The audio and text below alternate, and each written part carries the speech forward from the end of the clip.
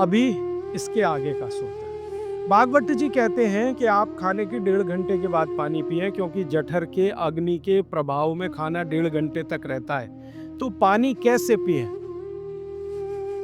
कैसे पिए पानी? तो हमारे यहाँ पानी पीने के बहुत तरीके हैं। लोटा मुंह से लगाया, गट गट गट गट उतार लिया। गिलास मुंह से लगाया, गट गट गट गट उतार लिया। क्या ये तरीका? तो भागवती जी कहते हैं नहीं, ये तरीका बिल्कुल गलत है पानी पीने। वो कहते हैं कि पानी को चुस्कियां ले लेकर पिए, घूंट भर भर के पानी पिए, सिप ले लेकर पानी पिए। ऐसा पानी पीने का नियम। जैसे आप गर्म दूध पीते हैं ना, भागवत जी बिल्कुल उसके समकक्ष रखते हैं कि गर्म दूध आप जैसे पीते हैं एक एक सिप या चुस्की लेकर घूंट भर के, ऐसे ही पानी पिए। अब ये क्यों? ये समझ लें। आप एक साथ पूरा पानी उतारें गले के नीचे और एक एक घूंट पानी उतारें गले के नीचे, दोनों में जमीन आसमान का अंतर है। क्या अंतर है? मैं आपको एक महत्व की बात समझाना चाहता हूं, ये जीवन भर याद रहे तो बहुत अच्छा। हमारे पेट में भोजन को पचाने के लिए अग्नि होती है, और इस अग्नि को तीव्र करने के लिए अम्ल होता है। अम्ल, एसिड।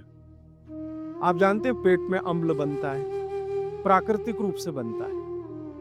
अब पेट में तो अम्ल बनता है, और भगवान ने ऐसी व्यवस्था की है कि पेट में अम्ल दिया है और मुंह में क्षार बनता है, जिसको लार कहते हैं आप। लार, स्लाइवा, सेलिवा, लार, लाला रस, अलग अलग नामों से आप जानते हैं। तो मुंह में बनती है लार, ये है क्षार, और पेट में बनता है अम्ल। आप थोड़ा भी अगर विज्ञान जानते हैं तो आप जानते हैं कि क्षार और अम्ल को मिलाओ तो हो जाता है न्यूट्रल।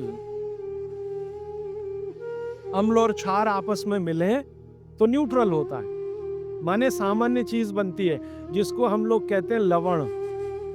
एक लवण होता है नमक, वो अलग है, केमिस्ट्री के लवण की बात कर रहा हूं। तो अम्ल और क्षार आपस में मिलते रहे तो न्यूट्रल होते हैं। अम्ल का मतलब है जिसका पीएच 7 से कम है, और क्षार का मतलब है जिसका पीएच 7 के आगे है, और न्यूट्रल का मतलब जिसका पीएच 7 है। ये जो पानी है ना, पानी, ये ना अम्ल है ना क्षार है, ये न्यूट्रल है।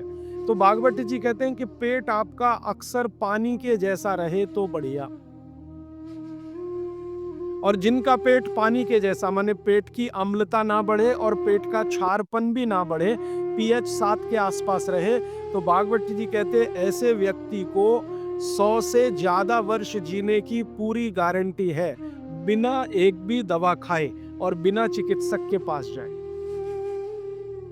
अब आपके पेट में अम्ल बन रहा है, मुंह में लार बन रही है। अगर पानी आप घूंट घूंट पीते हैं तो ये पानी के साथ लार मिलके अंदर जाती है, और पानी एक साथ गट गट गट गट पीते हैं तो कम लार पानी के साथ मिलकर जाएगी। ये लार बन रही है अंदर जाने के लिए, बाहर निकालने के लिए नहीं, क्योंकि अंदर पेट के अम्ल को शांत रखना है, इसके लिए क्षार है।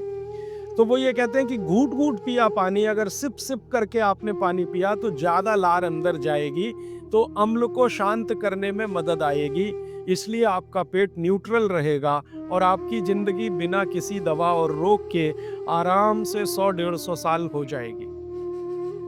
इसलिए पानी घूट घूट भर के पिए, और एक साथ गटगट पानी पिएंगे तो लार पानी के साथ मिल नहीं पाएगी, तो अंतिम रूप में जब वो पहुंचेगा पानी तो खाली पानी होगा, और वो उतना न्यूट्रलाइज नहीं कर पाएगा, पेट को उस तरह से सामान्य अवस्था में नहीं ला पाएगा। हालांकि पानी भी अम्ल को कम करता है, क्योंकि अम्ल में पानी मिलाओ तो अम्ल की ताकत कम होती जाती है, तो पानी कम तो करेगा, लेकिन लार के साथ जो पानी कम करेगा वो बिल्कुल अद्भुत होगा।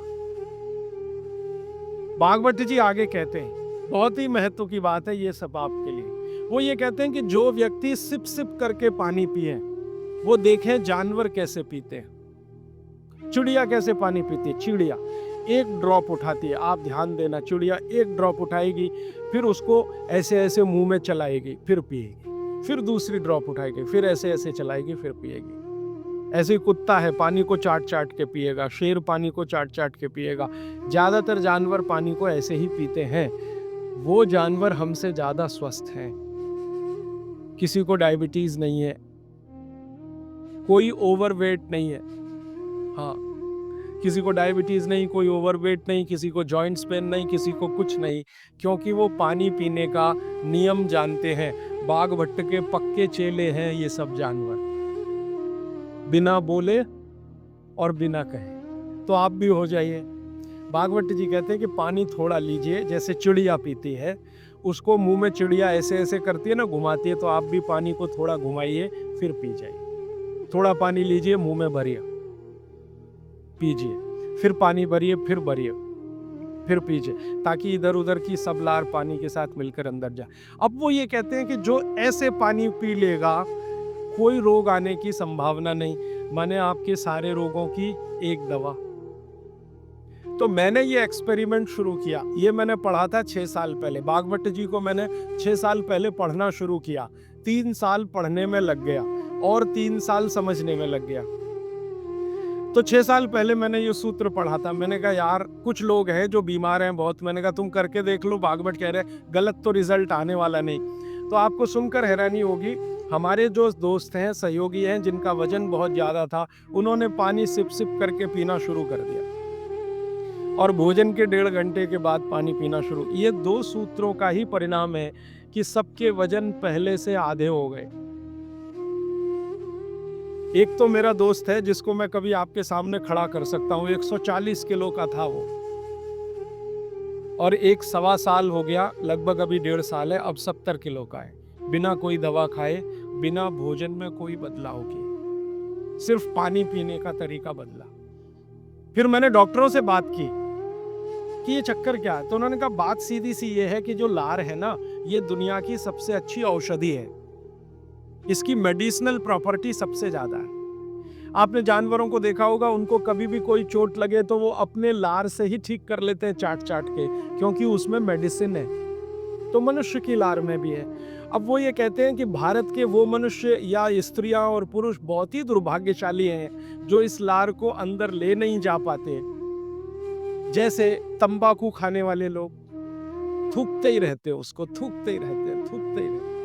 गुटखा खाने वाले लोग, मावा खाने वाले लोग थूकते ही रहते हैं, थूकते ही रहते हैं। तो डॉक्टर लोग कहते हैं कि वो जिंदगी की सबसे महत्वपूर्ण चीज को थूक रहे हैं, जिसको बनाने के लिए भगवान ने 1 लाख ग्रंथियां आपके मुंह में दी हैं। आप जानते हैं ये लार पैदा होने में 1 लाख ग्रंथियों का काम होता है।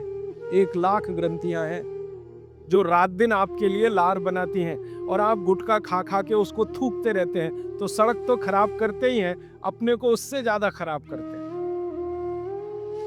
तो मेरी हाथ जोड़कर विनती है कि आप में से कोई लार थूकने वाला हो, थूकने वाला आदमी, ये तो बाघभट्ट जी की डिक्शनरी में नहीं है। वो कहते हैं कि एक ही कंडीशन में आप कुछ थूक सकते हैं, जब कफ बहुत बढ़ा हुआ हो, तभी, बस, उसके अलावा दूसरी कोई कंडीशन नहीं कि आप थूकें। तो यहाँ तो बिना कफ बढ़े हुए तंबाकू खा खा के, गुटखा खा खा के थूक रहे, तो ये थूकना नुकसानदायक है। गुटखा तो नुकसानदायक है ही, तंबाकू तो और भी नुकसानदायक है, उससे भी ज्यादा थूकना, तो मत थूकिए। तो फिर आप कहेंगे जी पान खाएं, तो पान खाने के लिए नियम बताया, बहुत माइक्रो लेवल पे कैलकुलेशन है बाघभट्ट जी। वो कहते हैं कि पान खाओ तो कत्था मत लगाओ, बिना कत्थे का पान खाओ, थूकने की गरज ही नहीं, क्योंकि जो भी खाओगे वो चूना है, कैल्शियम है, तो अंदर जाएगा, और वो कैल्शियम क्या क्या अद्भुत काम करेगा वो कल बताने वाला हूं मैं। तो वो कहते हैं कि पान भी खाना है तो थूकना नहीं है, कत्था है तो थूकना पड़ेगा, कत्थे बिना ही पान खाओ। माने हमारे पुराने पूर्वज और बुजुर्ग जो तंबाकू का नहीं, कत्थे का नहीं, सिर्फ चूना लगा के जो पान खाते हैं, वो बाघभट्ट के चेले सब के सब शिष्य उनके।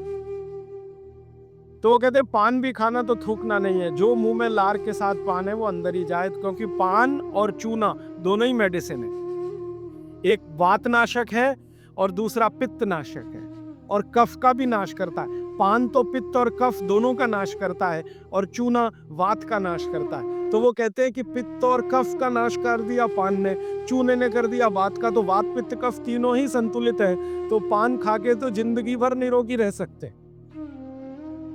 ये है। तो आपको पानी पीना है घूट घूट भर के, ताकि ज्यादा लार अंदर जाए, और पानी को बच्चों की तरह से मुंह में घुमाइए, जैसे बच्चे अक्सर करते हैं ना, वो बहुत अच्छी क्रिया है। ठीक है, अब आगे चलता हूं। आगे का एक सूत्र है भागवत जी का कि पानी कभी भी पिए तो ठंडा ना पिए। पेट को दुरुस्त रखने के लिए ही है ये सारे सूत्र आज जो मैं कह रहा हूं। पानी जब भी पिए तो ठंडा ना पिए। कैसा पानी पिए जी? तो वो कहते हैं कि आपके शरीर का तापमान देखें, उसके अनुसार के तापमान का ही पानी पिए। माने शरीर के तापमान के बराबर का पानी पिए, माने गुनगुना पानी पिए। गुनगुना शब्द है। एक शब्द कोमट, कोमट शब्द गुजराती है? नहीं, मराठी है शायद। हाँ, गुनगुना पानी पिए। नवसेका पानी कहते हैं राजस्थान में, नवसेका हल्का गरम गुनगुना पानी पिए। कभी भी पानी की गर्मी शरीर के तापमान के ऊपर ना हो, ऐसा पानी पिए। तो अब आपका शरीर का तापमान है 37 डिग्री, तो 37 डिग्री अगर आप पानी को लेके जाएंगे तो वो गुनगुना ही होता है। रूम टेम्परेचर के ऊपर रहता है, बॉडी टेम्परेचर के बराबर रहता है। तो ऐसा पानी पिए, गुनगुना ही पानी पिए। क्यों? अभी मन में प्रश्न आएगा क्यों? हम तो जी ठंडा पानी पीते हैं, फ्रिज का पानी पीते हैं, बर्फ डाला हुआ पानी पीते हैं। तो भागवत जी इसको बहुत अच्छे से समझाते हैं और आधुनिक विज्ञान का इसमें मैं जोड़कर आपको समझाता हूँ। आप अगर ठंडा पानी पी रहे हैं, कल्पना करिए, तो पानी क्या करेगा? पेट में जाएगा सीधा सीधा और पेट को ठंडा बनाएगा। जिसका जैसा गुण है वही तो करेगा ना। बर्फ का गुण है ठंडा करने का, तो बर्फ डालकर पानी में आप पी रहे हैं, तो बर्फ का गुण वो पानी में आ गया। अब पानी आपके पेट को ठंडा करेगा। अगर पानी ने पेट को ठंडा किया तो अगर पेट ठंडा हो गया पानी के असर में, तो शरीर ठंडा हो जाएगा,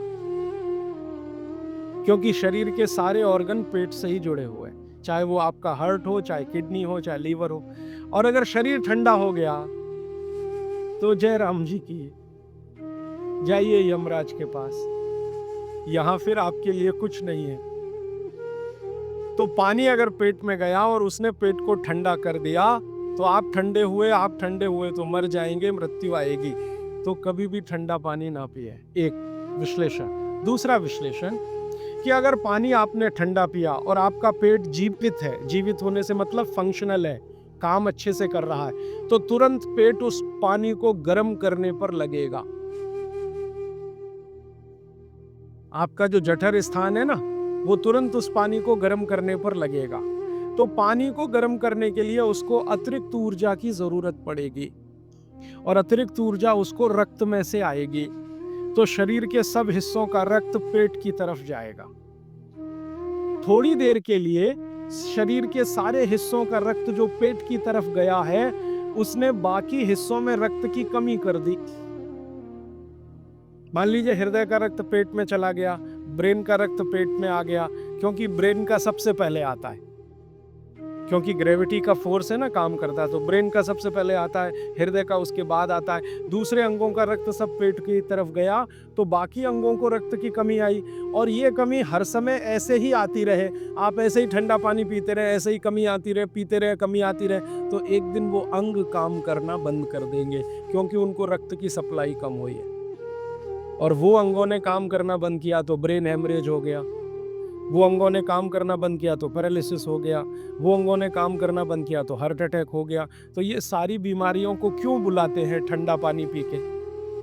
माने ठंडा पानी ना पिए। भागवत जी का मैंने मेरे जीवन में भी देखा। दुनिया में कुछ ऐसे लोग हैं जो एकदम चिल्ड वाटर पीते हैं। अमेरिका में, यूरोप में ज्यादा लोग चिल्ड वाटर पीते हैं। पानी को फ्रिज में रखते हैं और वो रखा रहता है 4-5 दिन, खूब ठंडा हो जाता है, फिर ऊपर से बर्फ डालते हैं, फिर पीते हैं। इतना ठंडा पानी। परिणाम क्या देखा है मैंने उन लोगों को देखा जो चिल्ड वाटर पीते हैं, वो सवेरे सवेरे अगर संडास घर में गए टॉयलेट में, तो 1-1 घंटे बाहर नहीं निकलते, कभी कभी तो 2-2 घंटे नहीं निकलते, बैठे ही रहते अंदर। उनको पूछो भाई क्या कर रहे थे 2 घंटे टॉयलेट रूम में? कहते हैं जी न्यूज़पेपर पढ़ रहे थे, मैगजीन पढ़ रहे थे। क्यों पढ़ रहे थे? टॉयलेट रूम तो न्यूज़पेपर के लिए बनाया नहीं है। तो कहते हैं टॉयलेट आती ही नहीं, माने स्टूल पास होता ही नहीं, संडास होती ही नहीं, उतरती नहीं, तो क्या करें। और वो बेचारे वहां बैठे बैठे कई बार इतने परेशान हो जाते हैं कि तरह तरह की आवाज़ें निकालते हैं, फिर भी नहीं आती। फिर वो गाना गाते हैं, मेरे सपनों की रानी कभी आएगी, वो आती नहीं। और कभी-कभी जब बहुत ज़्यादा परेशान हो जाते हैं ना, तो एक गाना गाते हैं, एक बार आजा आजा आजा, वो तब भी नहीं आता। ये है समस्या। माने मैं कहना ये चाहता हूँ कि जो लोग बहुत ठंडा पानी पिएंगे, उनको एक बीमारी है, वो है कॉन्स्टिपेशन, कब्जियत, कोष्ठबद्धता, बद्धकोष्ठ होना। कॉन्स्टिपेशन का मतलब आपकी जो इंटेस्टाइन है ना, लार्ज इंटेस्टाइन, वो एकदम ऐसी संकुचित हो गई। ऐसे रहना चाहिए उसको, वो हो गई संकुचित। ये ठंडे पानी का असर है। तो अगर आपकी लार्ज इंटेस्टाइन ऐसी हो गई, तो आपकी जिंदगी भी ऐसी ही हो जाएगी। इसलिए कभी भी ठंडा पानी ना पिए। अब परसों एक बात मैंने कही थी कि फ्रिज का रखा कुछ ना खाएं, तो ये पानी भी उसी का हिस्सा है। फ्रिज का रखा हुआ पानी ना पिए, बर्फ डाला हुआ पानी ना पिए, आइसक्रीम कभी भी ना खाएं, क्योंकि वो भी ठंडी है। और मैं आपको एक विनम्रता पूर्वक कह देता हूँ, वो बात वैसे आगे आएगी। भागवत जी कहते हैं कि दो विरुद्ध चीजें एक साथ ना खाएं कभी भी, तो गर्म भोजन और ठंडी आइसक्रीम कभी ना खाएं। अक्सर मैं शादियों में, बारातों में जाता हूं, तो वहां मैंने देखा है कि भोजन गर्मा गर्म कराएंगे, अंत में आइसक्रीम जरूर खिलाएंगे। सर्वनाश, बुला बुला के हमारा सत्यानाश करते हैं। इनविटेशन देकर बुलाएंगे, आओ हमारे यहाँ मेहमान बनकर, तो पहले गर्म खाना खाओ, पीछे से ठंडी आइसक्रीम खाओ, ना मरो तो जल्दी मर जाओ। ऐसा आजकल आतिथ्य इस देश में चल रहा है। पहले कहते थे अतिथि देवो भव, अभी अतिथि दुश्मन भव। तो ये जो ठंडे होने की बात है, ये यहीं पर मैंने आपको जोड़ दी है। वैसे ये कल भी आने वाली है, परसों, सॉरी। तो आपके जीवन में ये नियम बहुत ध्यान से पालन करें, सूत्र पालन करें कि पानी हमेशा घूट घूट पिए, ठंडा पानी कभी ना पिए, भोजन के 1.5 घंटे के बाद पानी पिए। अभी चौथा सूत्र, आज का आखिरी सूत्र। भागवत जी कहते हैं कि सुबह का जीवन आपका जब शुरू होता है, दिन का जीवन आपका शुरू होता है, माने आप जब सोकर उठते हैं तभी से आपका दिन शुरू होता है, तो दिन की शुरुआत में सबसे पहले पानी पिए। दिन की शुरुआत में सबसे पहले पानी पिए, माने सुबह उठते ही पानी पिए। ये है मतलब कहने का। दिन की शुरुआत में सबसे पहले पानी पिए, माने सुबह उठते ही पानी पिए। आयुर्वेद के विभिन्न चिकित्सकों ने और वैद्यों ने इसको कहा ऊषा पान करें। ऊषा पान माने सुबह उठते ही पानी पीना, सबसे पहले पानी पीना, दांत धोए बिना पानी पीना, मुंह धोए बिना पानी पीना, कुल्ला किए बिना पानी पीना। अगर आप सुबह उठते ही बिना मुंह धोए पानी नहीं पी सकते, तो रात को कुल्ला करके सोइए, दांत साफ करके सोइए, दंत मंजन करके सोइए, दातुन करके सोइए, उठते ही पानी पीजिए। क्यों? कारण पूछिए। कारण उसका ये है कि रात भर जब आप सो रहे थे, तो शरीर की सारी क्रियाएं तो शिथिल हो जाती हैं, लेकिन ये लार बनने की क्रिया ज्यादा शिथिल नहीं होती, ये चालू रहती है। तो रात भर आपने लार बनाई है, मुंह में जगह जगह जमा है, वो अंदर जाना बहुत जरूरी है, क्योंकि वो बेशकीमती है। भागवत जी कहते हैं कि ब्रह्म मुहूर्त की जो लार होती है, वो बाकी 24 घंटों में सबसे ज्यादा कीमती है। तो सुबह सुबह जो लार बन रही है, ये अंदर जानी ही चाहिए, इसलिए बिना कुल्ला किए पानी पीने का नियम है। इसी को ऊषापान कहा जाता है। तो सुबह उठते ही पानी पिएं। कितना पिए जी?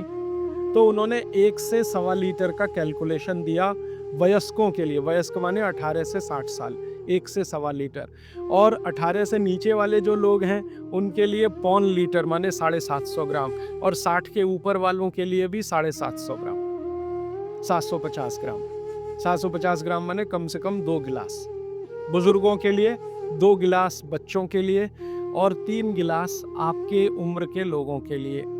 कम से कम इतना पानी पिए। पीने का तरीका मैंने बता दिया, वो घूट घूट सिप सिप करके ही पीना है, मुंह में घुमा घुमा के पानी पीना है। भागवत जी ने ये जो कहा ना, सुबह की लार बहुत कीमती होती है, मैंने इस पर थोड़े कुछ एक्सपेरिमेंट किए पिछले एक आध साल।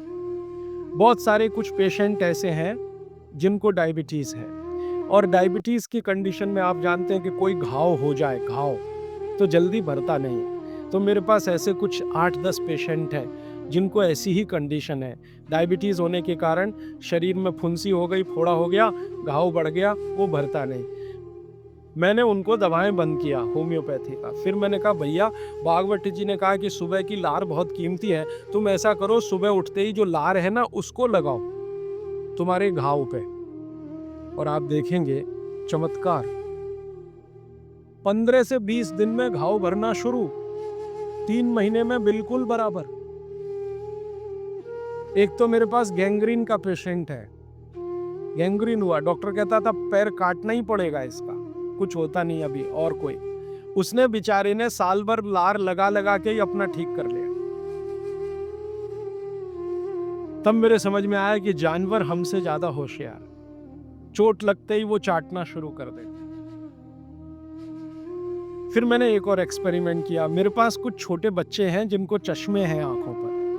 अब उनके माँ बाप बहुत परेशान है कि ये चश्मा कैसे उतरे, मोटे मोटे चश्मे हैं छोटे बच्चों। तो मैंने उनको भी सिखा दिया, देखो सवेरे सवेरे सोकर उठो और मुंह का थूक आंख में लगाओ काजल की तरह से। तो बच्चों ने चालू कर दिया। बच्चे बहुत भोले होते हैं, सीधे होते हैं, कोई भी बात अगर समझ में आए तो करते। अब आपको हैरानी होगी कि चश्मे उतर गए सिर्फ ये लार लगाने से। आप भी करके देख लीजिए जिनको भी चश्मे हैं। बस अंतर इतना है कि बच्चों को जल्दी उतरे, आपको थोड़ा देर में उतरेंगे लेकिन उतर जाएंगे। उम्र ज्यादा बढ़ेगी तो थोड़ा दिन करना पड़ेगा, कम उम्र में बहुत जल्दी उतर जाए। आंखों की रोशनी बढ़ानी है तो मुंह की लार सुबह सुबह की आंखों में लगाइए काजल की तरह से। और एक बताता हूँ, एक बीमारी आती है जिसको हम कहते हैं कंजक्टिवाइटिस, आंखों की बीमारी है। अक्सर उसमें आंखें लाल हो जाती हैं, आंखों में बहुत जलन होती है, जैसे खून उतर आया हो आंखों में, वो कंडीशन हो जाती है। कोई भी आयुर्वेद की दवा आप खाएंगे 3 से 4 दिन में ही बीमारी ठीक होती है। लेकिन अब की बार अगर ये बीमारी आए तो आप ये करना, सुबह सुबह उठते ही मुंह की लार लगाना, 24 घंटे के बाद आपको पता ही नहीं चलेगा बीमारी कहाँ गई। 24 घंटे में ही ठीक होती है कंजक्टिवाइटिस। अगर बच्चों में बचपन से आंखों के ऐसे कोई रोग हैं, जैसे मेरे पास एक छोटा बच्चा है 8 साल का है, उसका मैं ट्रीटमेंट कर रहा हूं, उसकी आंखें टेढ़ी हैं, वो देखता कहीं है और दिखता कहीं है, उसको ऐसा है। अब उसके माता पिता गरीब हैं और वो ऑपरेशन का खर्चा नहीं उठा सकते। उस बच्चे पर